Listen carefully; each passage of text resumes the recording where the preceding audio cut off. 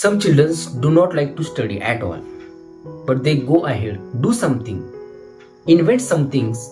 That's why they're known all over the world. One of them is Saichiro Honda, who becomes succeed in other field. You know very well about him. Even though his education is less, but he achieved success in his favorite field, motorcycles. काही मुलं अशी असतात ना की त्यांना अभ्यासात जरा पण रुची नसते, अभ्यासाबद्दल जरा पण आवड नसते, पण ते अभ्यासाव्यतिरिक्त एका वेगळ्या फील्डमध्ये, एका वेगळ्या क्षेत्रामध्ये आपली ओळख निर्माण करतात. त्यापैकी म्हणजे साइचिरो होंडा बद्दल आपण आज बघणार आहोत. जपानमधील शिजुओका गावामध्ये राहणारा हा मुलगा, छोटासा मुलगा ज्याला अभ्यासामध्ये जरा पण आवड नव्हती. त्यांच्या वडिलांचं पारंपरिक व्यवसाय होता, सायकल दुरुस्त करण्याचा त्यांचा व्यवसाय होता. लोहार होते, म्हणजे सायकल दुरुस्त करायचे ते काम करायचे. तर त्या कामामध्ये आपल्या वडिलांना साइचिरो होंडा आवडीने मदत करायचा. अभ्यास सोडून बाकी त्यांना मशिनीमध्ये खूप इंटरेस्ट होता. शाळेमध्ये रिपोर्ट कार्ड दिलं होतं, त्याच्यावर आई वडिलांची सही किंवा शिक्का आणायचा होता. तुमच्याही घरी देत असतील त्यावेळेला. आता द्यायचं बंद केलेलं आहे का माहित नाही, पण आमच्या वेळेला मार्क लिस्टवरती आई वडिलांची सही आणायला द्यायची. तसं साइचिरो होंडाकडे त्यांच्या शाळेतील मॅडमनी रिपोर्ट कार्डवरती सही आणण्यासाठी, शिक्का आणण्यासाठी दिलं होतं. त्यावेळेला त्यांनी काय केलं, सायकल पॅडल असते ना, सायकलला पॅडल असतं रबरी, त्याचं जे कव्हर असतं ना, त्या कव्हर, रबरी कव्हर पासून त्यांनी एक शिक्का तयार केला, स्टॅम्प, आणि तो स्टॅम्प त्यांनी रिपोर्ट कार्डवरती मारला आणि ते शाळेमध्ये घेऊन गेले साइचिरो होंडा. पण त्यांची चोरी पकडली गेली. लहानपणी आपण कसे असतो बघा ना, एखादी गोष्ट आपल्याला बघितली की आपल्याला त्या गोष्टीबद्दल कुतूहल, जिज्ञासा निर्माण होते की ती गोष्ट कशी निर्माण झाली असेल, आणि आपण त्याच्याकडे जातो. आणि असा विचार करणारे खूपच कमी असतात. साइचिरो होंडा त्यापैकी होते. त्याने एक कार पाहिली होती आपल्या लहानपणी, आणि त्याचं ऑइल, त्याचं तेल, त्याचा वास त्यांच्या मनामध्ये इतका भिनला होता की ते त्या कारबद्दल इतके रोमांचित झाले होते, त्या कारबद्दल सतत विचार करत होते. त्याचं प्रदर्शन भरलं होतं जपानमध्ये, आणि त्यांनी ते पाहिलं, आणि ते पाहिल्यानंतर मशीन आणि त्याचा आविष्कार, त्याचं निर्माण करण्याबद्दल त्यांच्या मनामध्ये इतकं प्रेम निर्माण झालं की त्यांनी अभ्यास सोडून दिला. त्यांनी ठरवलं की आता आपण काहीतरी काम करायचं. आणि वयाच्या 15व्या वर्षी ते घरातून बाहेर पडले. म्हणजे 1922ला ते घरातून बाहेर पडले. त्यांचा जन्म कधीचा बघा, 17 नोव्हेंबर 1906ला त्यांचा जन्म झाला. त्यांच्या आईचं नाव मिका होंडा आणि वडिलांचं नाव गिएई होंडा असं होतं.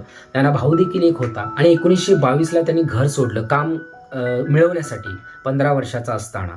तेव्हा त्यांना लोकांबद्दल काही माहीत नव्हतं, किंवा बाकीच्या गोष्टींबद्दल त्यांना एवढी माहिती नव्हती. दुनियादारी काय असते याबद्दल त्यांना क्वचित देखील त्याची माहिती नव्हती. ते घरातून बाहेर पडले आणि टोकियोला गेले. तिथं त्यांनी कार मेकॅनिकचं काम केलं. जवळजवळ 6 वर्ष त्यांनी कार मेकॅनिकचं काम केलं. आणि 1928ला त्यांनी ठरवलं की स्वतःचं काहीतरी चालू करायचं, स्वतःचं गॅरेज चालू करायचं, म्हणून ते 1928ला आपल्या घरी परतले.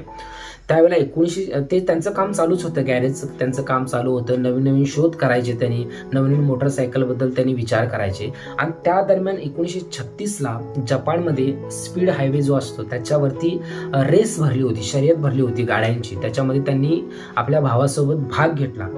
पण दुर्दैवी त्यांना त्याच्यामध्ये यश मिळालं नाही. त्यांच्या भावांना दुखापत झाली, डोळ्यांना गंभीर इजा झाली. त्यामुळे त्यांनी शर्यतीमधून भाग बाजूला घेतला आणि त्यांनी शर्यत सोडली त्यावेळेला.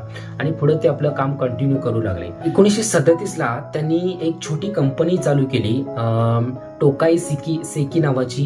त्याच्यामध्ये ते टोयोटा कंपनीला पिस्टन रिंग पार्ट बनवून देत होते आपल्या कंपनीमध्ये.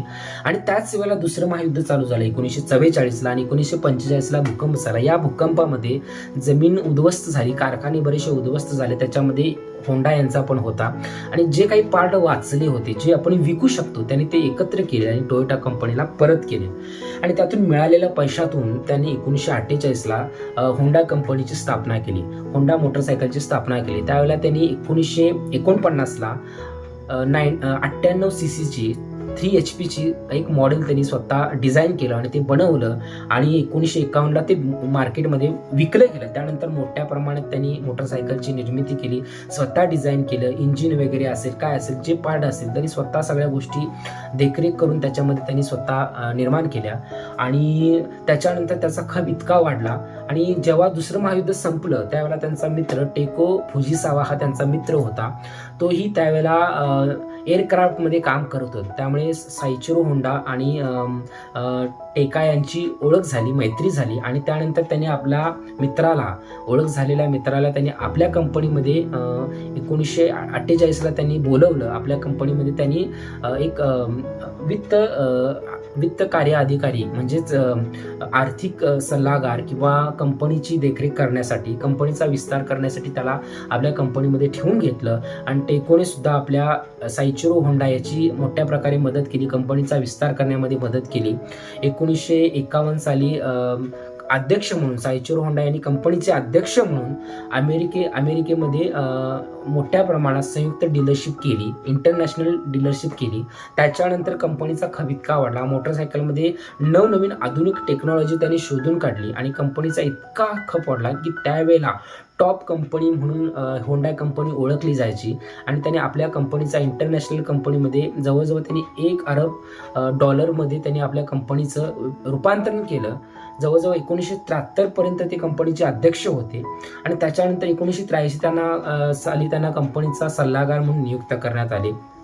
त्यांनी त्यांच्या आयुष्यामध्ये होंडा कंपनीने, साइचिरो होंडा कंपनीने मरीन ड्राईव्स याच्यामध्ये जहाजांमध्ये जी काही इंजिन्स वगैरे असतात तर त्याच्यामध्ये त्यांनी शोध लावले. त्यानंतर पॉवर इक्विपमेंट जे असतात, पॉवर ट्रेलर्स आहेत, तुमचं पंप्स आहेत, वेगवेगळ्या प्रकारचे पंप्स आहेत, वॉटर पंप्स आहेत. त्याच्यानंतर जनरेटरचा शोध त्यांनी लावलेला आहे. ऑटोमोबाईल्समध्ये त्यांनी काम केलेलं आहे, व्हेकलवर त्यांनी काम केलेलं आहे, टू व्हीलर्समध्ये त्यांनी काम केलेलं आहे, एअरक्राफ्टमध्ये सुद्धा त्यांनी काम केलेलं आहे. म्हणजे ज्या माणसाला शिक्षणाची आवड नव्हती तर तो आज जगामध्ये इतका टॉप लेवलला पोहोचलेला आहे की प्रत्येकजण त्यांची व्हेकल वापरतात, टू व्हीलर प्रत्येकजण होंडा कंपनीचे वापरतात. बऱ्याचपैकी भारतामध्ये होंडा कंपनीची टू व्हीलर आहे. और आपण फिरून जग जरी फिरून पाहिलं तर होंडा कंपनीची प्रत्येक देशामध्ये होंडा कंपनीची गाडी वापरली जाते. म्हणजे आज त्यांनी नाव कमवलेलं आहे बघा. शिक्षणापेक्षा त्यांनी कामाला महत्त्व दिले, शिक्षणालाही महत्त्व द्यावं. शिक्षण आपल्याला व्यवहार ज्ञान पाहिजे आणि तिथून त्यांनी जी उंच उडी घेतली, आज जगामध्ये होंडा कंपनीचं नाव आहे हे तुम्हाला पाहायला मिळतंय.